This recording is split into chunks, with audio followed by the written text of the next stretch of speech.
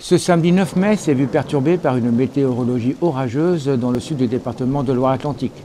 Des fortes pluies sont tombées dans l'après-midi, suivies de plusieurs orages qui ont fait intervenir les pompiers de Loire-Atlantique, faisant état de 24 interventions pour inondation dans des locaux privés tels que caves ou maisons. Annonce publiée lors de leur bulletin de l'après-midi du 9 mai à 17h30. En soirée, les orages ont fait rage, surtout au sud du département, dont Valette et Clisson. A priori, ils n'ont pas fait de dégâts, que ce soit dans les vignes, les maraîchers ou matériels. Rappelons que les orages peuvent se former en toute saison si les conditions d'instabilité et d'humidité de l'air sont présentes. Un orage peut être dangereux, donc restez chez vous pour être protégé, sans faire de jeu de mots en cette période.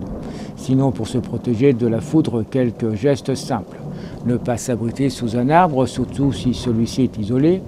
En espace ouvert comme un champ, ne porter aucun objet métallique au-dessus de la tête, de type parapluie.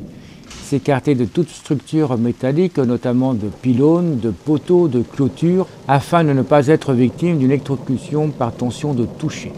Des personnes se trouvant en groupe doivent s'écarter les uns des autres d'au moins 3 mètres pour éviter le risque d'un éclair latéral entre deux personnes. Ne jamais se tenir debout les jambes écartées, ni marcher à grande enjambée lorsqu'on se trouve sous un orage. On risque alors d'être commotionné, voire électrocuté par une tension de pas. La meilleure position consiste à se pelotonner au sol après avoir, si possible, étendu sous soi un ciré ou une autre pièce en matière isolante. Mais il est tout de même possible d'en apprécier les images tout en étant à l'abri.